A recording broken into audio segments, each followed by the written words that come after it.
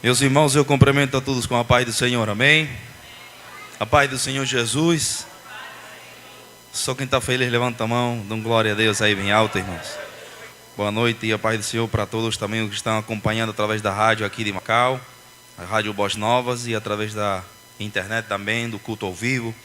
Que Deus abençoe grandemente. Meus irmãos, e é uma alegria enorme poder participar hoje, estar aqui nesse culto de missões.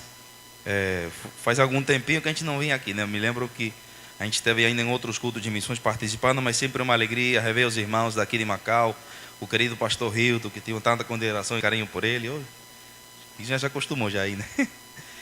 É uma alegria poder estar aqui com os irmãos nesse culto de missões participando. Para você que está me vendo pela primeira vez, eu sou o missionário Ricardo Salcedo, sou venezuelano, estou aqui no Brasil em missão desde o ano 2016. Chegamos em Pernambuco lá em 2016, que foi onde eu conheci Thalita, minha esposa, onde nasceu nosso filho Rickson. E quando ele ainda tinha 10 meses, quase 11 meses, me lembro como se fosse hoje, que foi quando o pastor Hilton trouxe a gente lá para Macau. Ele aprendeu a gatejar na casa, não foi?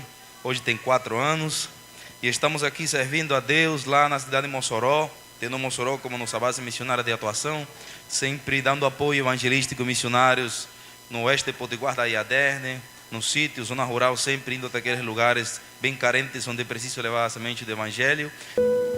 Abra sua Bíblia no livro de Jonas, irmãos, capítulo 1 e versículo 6. Louvado seja o nome do Senhor. Jonas, capítulo 1, versículo 6. Diz o texto sagrado: E o mestre do navio chegou a ele e disse-lhe: Que tens, dorminhoco? Levanta-te e clama a teu Deus. Talvez assim esse Deus se lembre de nós para que não pereçamos. Somente esse texto, irmãos. E fique com a Bíblia aberta nesse livro para entendermos um pouco. Esse versículo aqui mostra o clamor dos povos não alcançados. Esse versículo aqui mostra o clamor das Macedônias que estão pedindo ajuda. Esse texto aqui mostra como que os povos vão lá acordar os crentes que para a missão às vezes se encontram dormindo no porão, quando ela para estar pregando. O povo está em desespero, quase morrendo, não sabem o que está acontecendo. Eles não sabem como se salvar. E o único que serve ao verdadeiro Deus, que pode trazer salvação para todo o barco, está dormindo. Está dormindo no porão, tendo recebido uma grande responsabilidade de ir pregar para Nínive, da missão. Por onde eu tenho visto muitos crentes dormindo no porão diante da nossa responsabilidade missionária.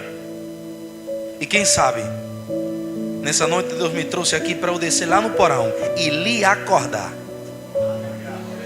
E entender que a missão é urgente, é para agora. Povos nesse exato momento estão caminhando para o inferno, e esse destino pode ser mudado através da sua e da minha obediência missionária. Então Jonas, se está dormindo no porão, se levanta, porque gente está clamando, esperando que você seja a resposta para eles. O livro de Jonas é conhecido como um livro que nos ensina a não desobedecer. Daqui a pouco eu falo mais um pouco da Venezuela. Porque Jonas é o profeta fujão, o profeta desobediente. Todo mundo quando vai falar e corrigir alguém sobre obediência, não seja Jonas, não seja desobediente, deixa de ser um Jonas fujão, obedeça ao seu Deus, né? Sempre tomam o livro de Jonas como um exemplo de não desobedecer, mas de obedecer a Deus. Como se fosse o nome desobediência estivesse plasmado em todos os versículos, em todo o livro. A gente pudesse resumir ele como desobediência. É o que muitos pensam às vezes. Mas se a gente estudar e ler, eu já li mais de 50 vezes esse livro aqui e detalhei exatamente muitas coisas. Se você perceber comigo e começar a ler de um outro ângulo sobre o ponto positivo da obediência, você vai perceber que o livro de Jonas é quase, ele completa quase quase uma obediência total da criatura para o Criador. Por que você está dizendo isso, missionário Ricardo? Porque quando Jonas decide fugir, é o único que está desobedecendo, que vai lá para o porão, Deus fala para as nuvens e manda uma tempestade. Deus fala para o mar e se levanta com fúria, está obedecendo. Deus fala para o vento soprar para quase derrubar e o vento obedece. Depois todo mundo joga Jonas lá na água, Deus fala para o peixe engole. Jonas ora e pede perdão, Deus fala para o peixe vomita de novo. Jonas vai lá e prega, o povo crê. Depois Jonas fica com raiva porque Deus salvou. E quando está lá, Jonas vai caminhando, Deus fala para a terra e a terra produz uma árvore. Jonas se senta lá, Deus fala para um verme que vai lá e come e obedece o que Deus diz e destrói a árvore. Deus fala para o sol e o sol vem com força batendo na cabeça. Irmão, Deus fala com toda a natureza aqui e a natureza obedece. O único que desobedece é o profeta. Você já viu nesse ângulo já? Irmão, a natureza inteira obedece. O único que desobedece é o profeta. Irmão, tem que ser muito corajoso, irmão, para todo mundo obedecendo, e só o profeta desobedecendo. E Deus é claro quando Ele fala para ele dar ordem: vai pregar na cidade de Nínive. E eu primeiro quero trazer para os irmãos duas deficiências missionárias, que é para que durante a exposição você se autoexamine, para ver se eu tenho isso, e eu preciso melhorar e acordar para a missão nesse sentido. Duas deficiências missionárias que eu vejo no livro de Jonas, capítulo 1, versículo de número 2, leia comigo. Deus fala para ele: levanta-te e vai à grande cidade de Nínive e clama contra ela, porque a sua malícia subiu até minha presença. Versículo 3: porém Jonas se levantou para fugir da presença de Deus. Olhe para cá. Jonas não vai para onde Deus manda, Jonas vai para o sentido contrário. Jonas não obedece, Jonas desobedece. E aí nós encontramos a primeira deficiência missionária no livro de Jonas. O que? Falta de obediência. É como se eu estava falando, pastor, pô, é muito desobediente para a missão. Não, missionário, eu não sou. A gente desobedece quando coloca desculpas. Deus, eu não oro por missionário porque não tenho tempo. Será que não tem? Deus, eu não dou uma oferta melhor porque o Senhor não me deu condição. Será que essa é a sua desculpa para desobedecer? Deus, eu não prego porque eu sou tímido, eu deixo isso para o pastor e para o pregador. Essa é a sua desculpa para desobedecer, porque você está desobedecendo. A gente tenta se desculpar com Deus para não cumprir a missão e no final das contas acaba desobedecendo. Falta de obediência para a missão.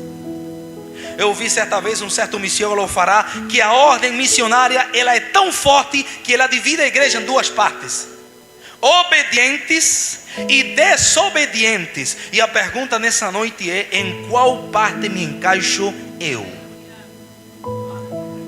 Não é para dar glória a Deus mesmo, é para pedir misericórdia por essa vida. Em qual parte eu me encaixo? Quem conhece aqui a história de Sophia Muller? Alguém já leu? A história dela, uma missionária que fez sucesso na selva da Colômbia e depois entrou no Brasil. Ela fez um grande trabalho nos anos 50, 60 na Colômbia e no Brasil. Eu li a biografia dela. Ela é americana, entrou na Colômbia, plantou muitas igrejas na selva colombiana, no Amazonas da Colômbia, sem saber, entrando dentro da selva amazônica na Colômbia, atravessou para o Brasil e quando percebeu já estava em tribos brasileiras plantando igreja. E ela, entre todo o trabalho que ela fez, um trabalho magnífico, plantando igreja sozinha, sem marido e sem filho, voltou para os Estados Unidos depois, aposentada. Quando chega lá, levam ela para um canal de televisão cristão e vão entrevistar ela, para ela falar da história dela. E lá no escrito na biografia contam que quando entrevistam ela e perguntam: missionária Sophia Muller, conte para todas as nossas igrejas e os Estados Unidos que lhe assistem na TV, como foi a sua chamada para a selva colombiana e brasileira, para todo esse trabalho que a senhora fez? Como foi? Deus lhe revelou através de um sonho, um profeta foi até a senhora, colocou a mão e disse que a senhora ia preparar, um anjo desceu do céu, a senhora foi arrebatada. Como foi a sua chamada? Conte para nós. E ela conta na história que olhou para aquele apresentador e disse assim: eu nunca tive uma chamada. O apresentador ficou sem entender e disse: eu não estou entendendo o que a senhora está dizendo, porque ele esperava que ela mostrasse algo que Deus disse para ela fazer missão. E disse: eu não tive nenhuma chamada, não foi nada sobrenatural, Deus não me revelou nada. Então como foi que a senhora foi para lá? Eu simplesmente li uma ordem e decidi obedecer. E eu estou pregando aqui para gente que está esperando um anjo descer do céu, pastor. Eu estou pregando aqui para gente que está esperando alguém profetizar, Deus me revelar. Irmão, a maior profecia está na sua mão. Missão é questão de obediência, irmão. Não espere Deus usar um profeta e dizer que você vai voar no mundo, não. Sempre que eu falo de vocação missionária nas escolas de missão, eu sempre digo que vocação não se trata de para onde você vai, se trata daquilo que você vai fazer. Porque se você não faz aqui, Deus não vai lhe levar para canto nenhum. Missões é questão de obediência. E a primeira deficiência que vejo em Jonas é essa: falta de obediência.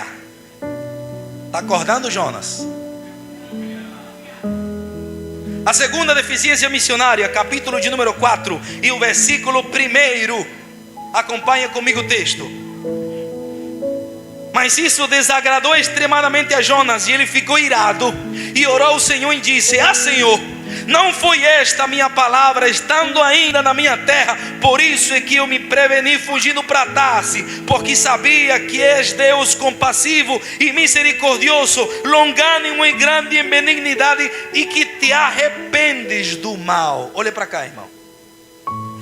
Jonas pregou em Nínive no capítulo 3, depois que foi vomitado pelo peixe. O povo recebe a palavra dele. Todos creem, está no versículo 5 do capítulo 3. E quando eles creem, Jonas percebe que todo mundo se converteu e não veio o juízo de Deus. Após Jonas não fica com raiva, pastor, aí? Aí Jonas olha, e eu imagino Jonas dizendo assim: pastor, existe isso aí? Como que pode isso aí? Tanta coisa errada que fez. Parece muito hoje em dia, viu? Tanta coisa errada que fez, agora está lá. Agora Deus perdoou. Agora Deus salvou, agora diz que Deus está usando. Isso não existe, não.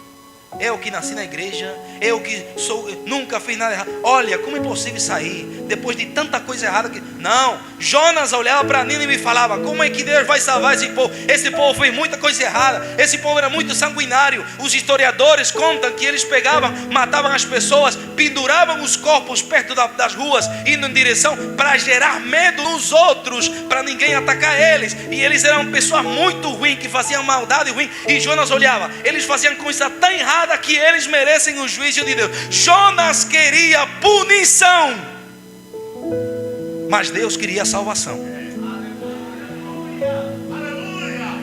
Eu vou repetir até você dar um glória a Deus mais forte. Jonas queria punição, mas Deus queria salvação. Fale comigo assim, coloca a mão no peito assim, fale comigo assim: a gente, não, fale bem forte, irmão. A gente às vezes não tem misericórdia. Agora faça assim: mas Deus, a cada manhã se renovam as suas misericórdias. Eles merecem morrer, Senhor. Por isso que eu não queria ir para lá, para que eles morressem e pagassem por toda a coisa ruim que eles fizeram. E Deus olhando em cima: mas eu quero salvar. Existe isso, Jonas? Eu quero salvar. Você não tem o coração que eu tenho. Deus olha para a terra missionariamente. O mundo e as pessoas olham para pessoas que estão marcadas por pecados, por quedas, por destruição desse mundo, por tantos vícios, tantas coisas. E muitas vezes a gente não dá nada, diz que não vai chegar a canto nenhum. Essa é a sua visão, irmão. Deus olha de maneira sobrenatural aquilo que Ele vai fazer na frente. Então nunca julgue, nem tente dizer quem merece ou não. Paulo, quando escreve a carta a Tito, no capítulo 2, versículo 11, ensina a Tito, diz: Tito, a graça salvadora de Deus não se manifestou só a Israel, a todos os homens trazendo salvação. É a todos os homens. E aqui eu consigo ver a segunda deficiência missionária no livro de Jonas. Fale comigo: falta, não, bem forte, irmão, falta de compaixão. Existem 3 sentimentos que a gente tem quando a gente vê alguém não crente, perdido no mundo do pecado, caminhando para o inferno, sem saber para onde que vai da vida, sem saber quando que vai chegar, nem até onde ele vai chegar para viver. Quando você vê campos missionários, quando você entende a questão da realidade missionária, de pessoas perdidas que o inimigo tem atadas ela completamente no pecado, quando você olha para essas pessoas como campo missionário, você pode ter 3 sentimentos. Qual? Primeiro, indiferença. Tanto faz, eu já estou salvo, eu vou para o céu, ele que se virem. Cuidado, irmão. Se você não está preocupado em levar ninguém para o céu, é melhor você examinar a sua vida, porque talvez nem você esteja indo para lá. Como é que o céu é tão bom e não quero levar ninguém para lá, irmão? Boas novas existem para serem compartilhadas, não para ser guardada para mim. Esse pão aqui que nós comemos todos os dias, tem gente lá fora que está morrendo de fome faz tempo, e você é incapaz de compartilhar o pão e deixar o povo ainda passando fome.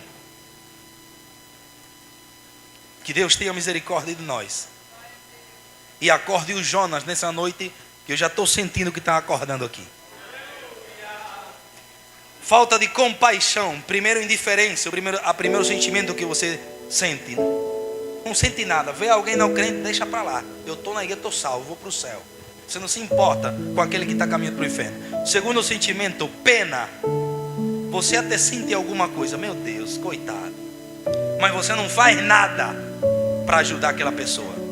E o terceiro sentimento, que é o único que move a igreja, compaixão.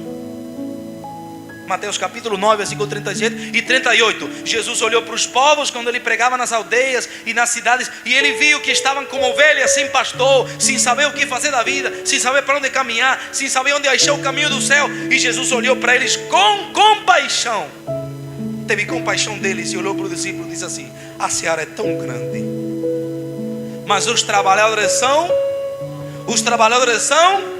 porque em todos tem compaixão. Tem alguém com compaixão aqui, irmão? Levanta a mão. Tem alguém com compaixão? Tem não, irmão, misericórdia. Tem alguém aqui? Deus, nessa noite eu pedi a Ele, antes de vir para cá, para gerar compaixão no coração da igreja, para entender essa verdade aqui. Eu preciso obedecer, mas eu preciso ter compaixão e me mover para fazer algo pelos povos. Amém? Estão aqui comigo, irmão? 2 deficiências missionárias que a gente vê no livro de Jonas. Primeiro, falta de obediência. Segundo, falta de compaixão. Agora eu quero falar de 4 verdades missionárias que nós enxergamos no livro de Jonas. Capítulo 1, versículo 1, leia comigo. E veio a palavra do Senhor a Jonas, filho de Amitai, e disse: levanta-te e vai à grande cidade de Nínive e clama contra ela, porque a sua malícia subiu até minha presença. Olhe para cá. A ordem de Deus para Jonas era a seguinte: Jonas, se levanta, vai para a cidade de Nínive, e eu quero que você pregue não a favor, não porta aberta, não bênção. Eu quero que você pregue contra. Pregue contra mesmo. Talvez nunca mais você pregue lá no púlpito de Nínive. Talvez o povo não goste, mas eu quero que você pregue contra. Eu quero que você vá lá e pregue contra eles pelo pecado que eles estão cometendo. É isso que Deus manda aqui. Se a gente pensar e ver o que Deus mandou Jonas fazer, e as pregações genuínas de todo o Novo Testamento, dos apóstolos e tudo isso, e a gente vai para a internet de hoje, parece que hoje a frase mudou e o povo prega só a favor, né, pastor? Levanta a mão que tem chave para você. Eu estou sentindo uma porta se abrindo, vai ter uma bênção especial. Agora você aqui é só vitória, nunca mais deserto, mais nunca. É isso que aparece na internet aí por aí, né? Mas o Deus de Jonas é o mesmo Deus que está aqui nessa noite. Ele não muda. A mensagem continua sendo a mesma. Só há salvação em Jesus, que nos limpa de todo pecado. E aí eu consigo ver a primeira verdade missionária do livro de Jonas. Qual? Deus tem um coração missionário. Deus olhou para Nínive, teve compaixão de Nínive e disse: eu quero salvar esse povo. Fazem muita coisa errada e humilham os outros, cheio de pecados, mas eu quero salvar esse povo. Esses são os olhos de Deus sobre toda a terra, sobre todos os lugares. Eu estive agora recentemente lá no Paraguai com minha esposa. O pastor também teve, viu? Né? O pastor teve lá no projeto Mitangueru. Só que a gente passou um bom período, foram 15 dias. Tive mais de 10 dias com o pastor Pedro. E foi Deus que aprovou que nesses dias que a gente esteve lá, além do culto que fazem na cidade, que o pastor Hilton e a irmã Genali participaram, a gente entrou em 2 comunidades indígenas, Potrero, Guayaquil e Arroyo Iguaçu. Povos indígenas que são rejeitados pelo próprio governo paraguaio. A primeira vez que eu fui, pastor, no primeiro projeto, a gente tinha preparado comida mais ou menos para 70 indígenas. E quando chegamos lá não tinha quase, tinha apenas 15, 20. Por quê? Perguntei para o pastor Pedro. E os próprios indígenas contaram que um carro do governo chegou lá, pegou os que puderam se escaparam correndo. Mas ele pegou, jogou atrás de um caminhão como se fossem cabras, gado. Foi lá até dentro da tribo, lá dentro da selva, jogou eles para lá e voltaram. Porque eles acham que esses indígenas, com aparência de moradores de rua, são uma má imagem para a cidade. Então eles são rejeitados pela própria cidade, pelo próprio governo onde eles moram. Eles não falam espanhol, falam guarani. A gente, Thalita cantou agora aqui em Guarani. Eu não aprendi, quando eu pregava lá em espanhol tinha que ter um tradutor comigo de lado. Os que me acompanham nas redes sociais viram que eu postei. E eu vi de perto a necessidade naqueles povos. E eu me lembro que o pastor Pedro, como eu falava com o pastor Hilton agora à tarde tomando café, Deus chamou o pastor Pedro Carvalho, não sei se ele vai assistir, para trabalhar com esses indígenas. E que coisa tremenda que quando a gente entrou lá, que foi pregar para os indígenas. São indígenas, povos não alcançados. Foi a primeira vez que eu tive contato com o povo não alcançado. Eu só falava de teoria, do que é povo não alcançado, mas nunca tinha tido um contato e lá tive pela primeira vez. O que é um povo não alcançado? Se resume em 4 palavras: sem Bíblia, sem cristão, sem igreja, sem nenhum tipo de possibilidade de ter contato com Jesus. Esse é um povo não alcançado. Onde eles moram não tem Bíblia, não tem igreja, não tem cristão e não tem possibilidade de eles conhecer a Jesus lá. Alguém tem que ir até eles. O pastor Pedro recebeu a aprovação de 2 caciques, Potrero, Guayaquil e Arroyo Iguaçu. E quando a gente entrou para lá, que a gente foi falar, me lembro a vez que eu fui pregar, eu fui Deus extraordinário, mas nunca eles tinham ouvido nada sobre Jesus, sobre Deus, não tinham ideia. E eu, quando fui pregar para ele, falei sobre o amor de Deus. E eu falei para ele: o amor de Deus é incondicional. Ele olha para vocês de maneira incondicional. Ele lhe ama como ninguém lhe ama nesse mundo. E não depende daquilo que vocês façam. Eu falei para ele: não importa quem despreza vocês aqui no Paraguai ou no mundo inteiro, Deus não lhe rejeita. Ele lhe acolhe, lhe abraça e ele tem uma nova história para vocês. Os indígenas começaram a chorar, irmão. Vieram para frente para se entregar para Cristo, dizendo: a gente está cansado de ser rejeitado. Eu nunca havia falado de um amor desse aí. Eu quero esse Deus aí. Eu quero.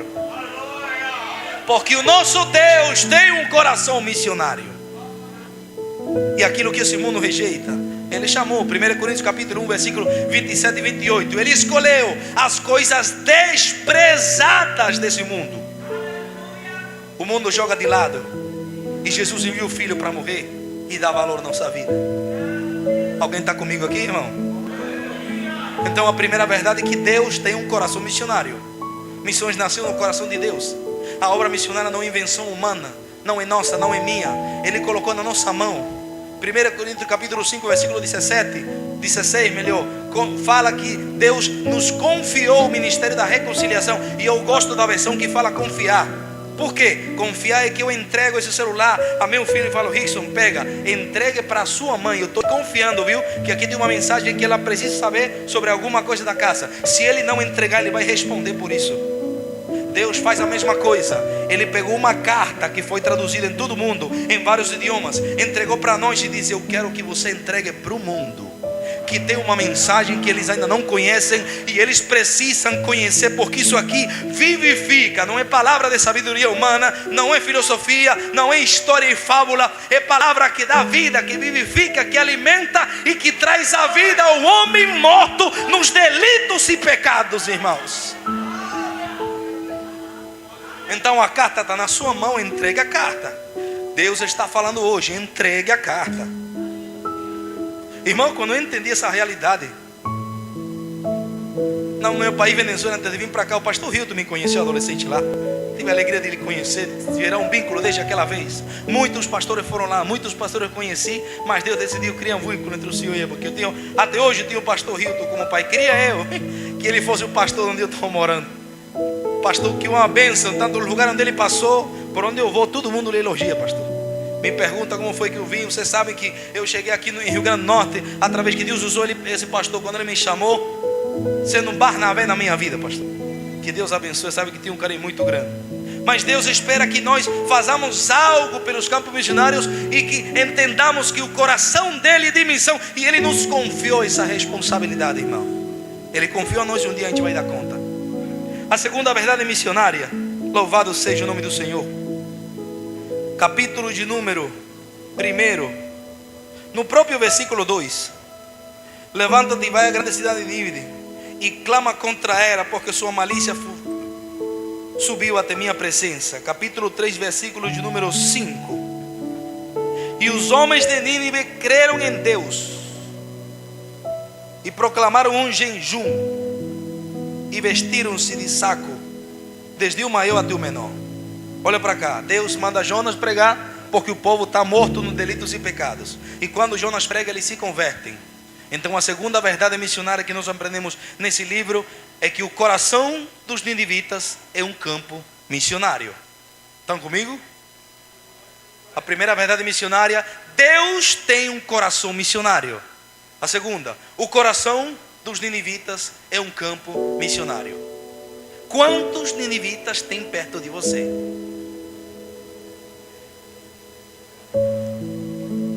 Você já pensou? Já missionário? Já sei que tem. Pronto. Quantas vezes você jogou a semente no coração desses ninivitas perto de você?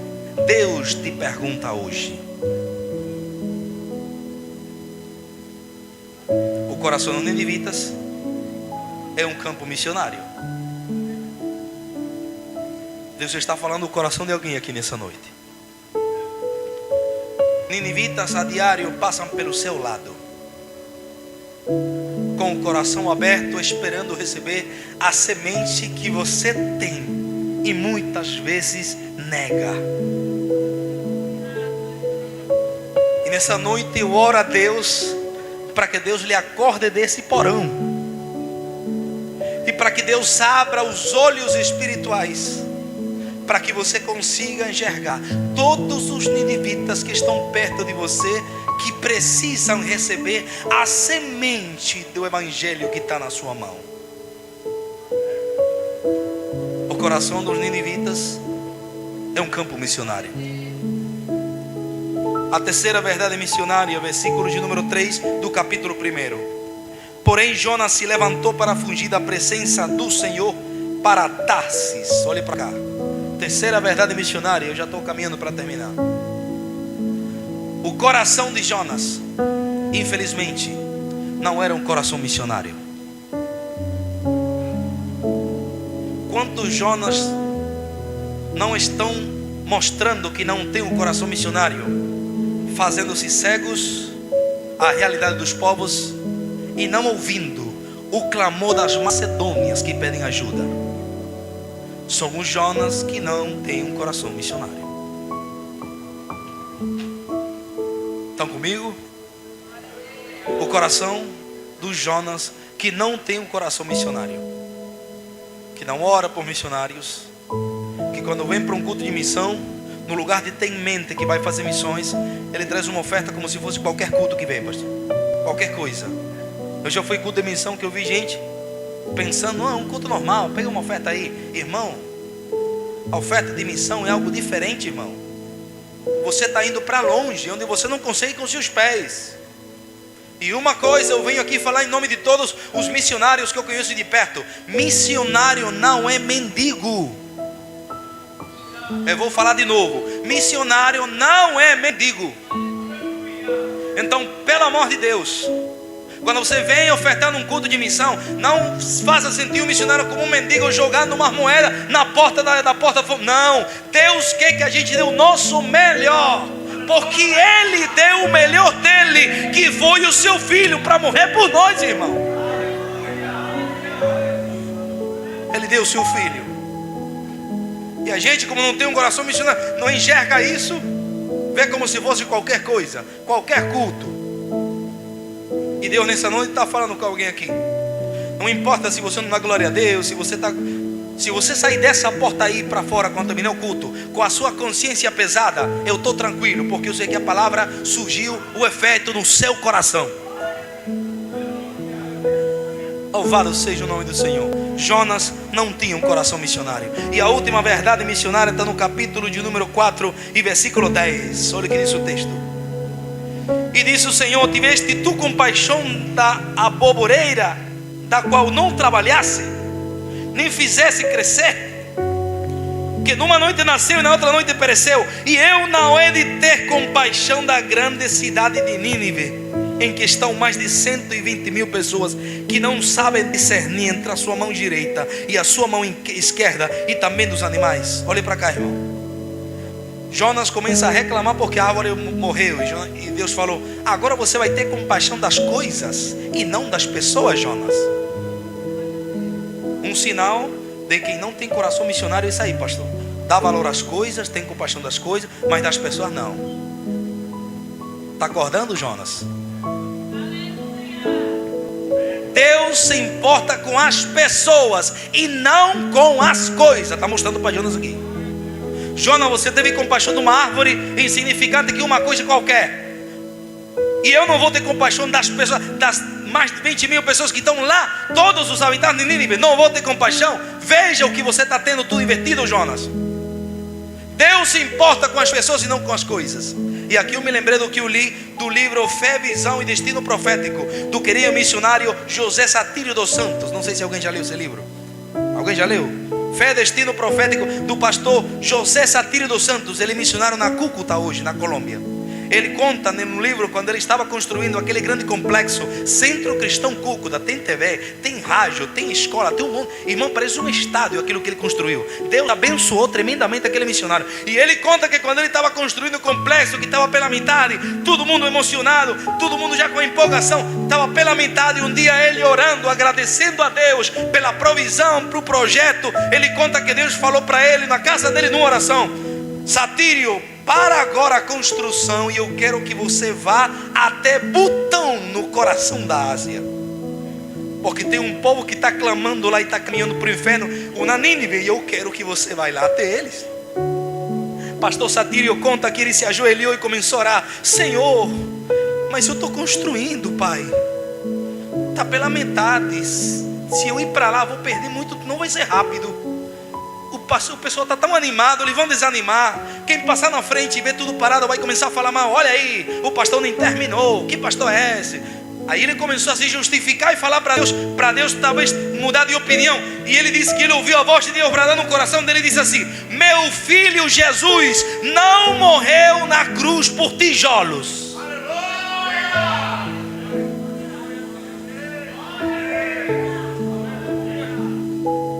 Jesus não morreu na cruz por coisas, foi por pessoas, por gente.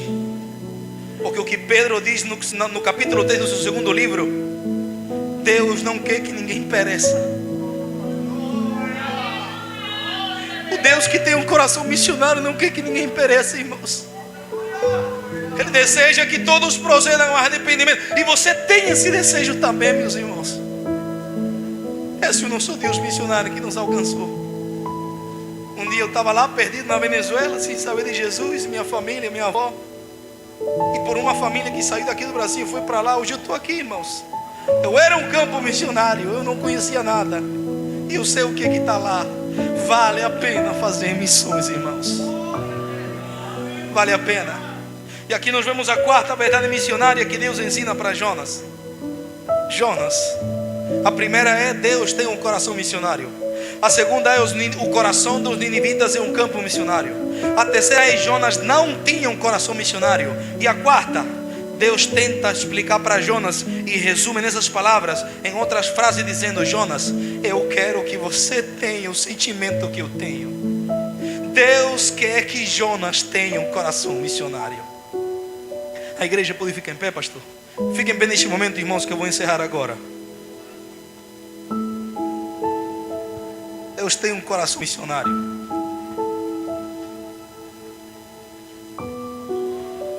Pô, vocês estão esperando que a gente faça alguma coisa a mais. A gente pode fazer mais. A missão é urgente. É para agora, é para hoje. E espera por nós que a gente faça alguma coisa pelos povos que estão clamando. no livro Fator Melquisedeque, não sei quem já leu, do Don Richardson, um missionário americano. Ele conta quando ele foi fazer missões numa ilha perto da Nova Guiné. E quando ele chega lá com um nativo que morava nos Estados Unidos e conhecia o dialeto deles, ele conta que quando ele chega lá, foi com um tradutor que morava nos Estados Unidos, que era lá da ilha, que conhecia o idioma. E quando entraram na aldeia, não tinha igreja, não tinha nada, um povo não alcançado. Ele foi enviado por uma igreja americana. E quando ele chega lá no livro, ele conta, entre tantas histórias, que quando ele chega lá, toda a tribo, quando viu um homem branco, o Don Richardson, cabelo amarelo, loiro, olhos azul, pele bem branca, eles se assustaram, saíram correndo para trás e se esconderam. E o missionário não entendeu, ficou meio assustado, pensou que assustou eles. E daqui a pouco já vem toda a comitiva da aldeia. Ele conta na história, caminhando em direção para ele, trazendo o cacique da tribo, que tinha 98 anos. Não conseguia andar direito, não conseguia enxergar direito. E Don Richardson conta que ele estava levando numa espécie de madeira, como se fosse uma cadeira.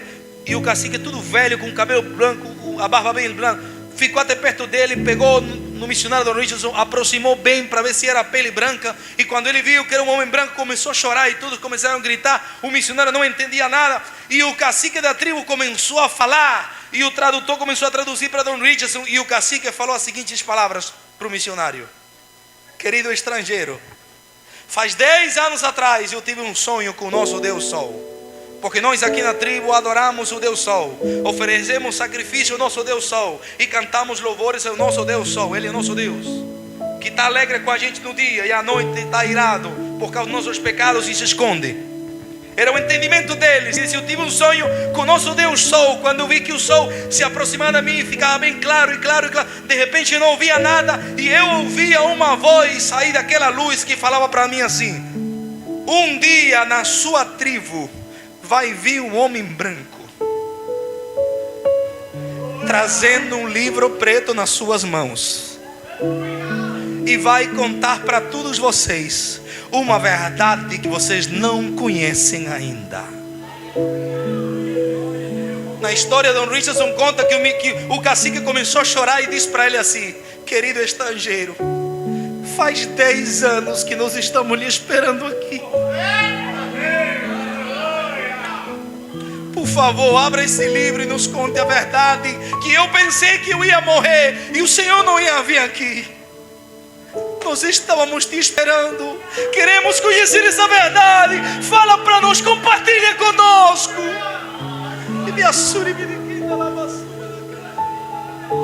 Don Richardson começou a chorar. Depois desse primeiro culto que aconteceu lá na praça, ele pegou o celular. Ele conta que chamou a igreja dele lá nos Estados Unidos e disse: o povo aqui estava me esperando. Faz 10 anos que eles estavam esperando vocês me enviarem. Quase que era tarde demais, mas eu cheguei. Irmãos, missão é urgente, é para agora. É para nós entendermos que almas dependem da nossa obediência missionária. Povos esperam por você e por mim. É por isso que meu amor pela missão e tudo que eu faço me entrego cegamente. Porque um dia eu estava lá, irmão. Um dia eu era um campo. E eu sei o que está lá clamando, esperando alguém em resposta. Feche seus olhos neste momento e levante uma das suas mãos.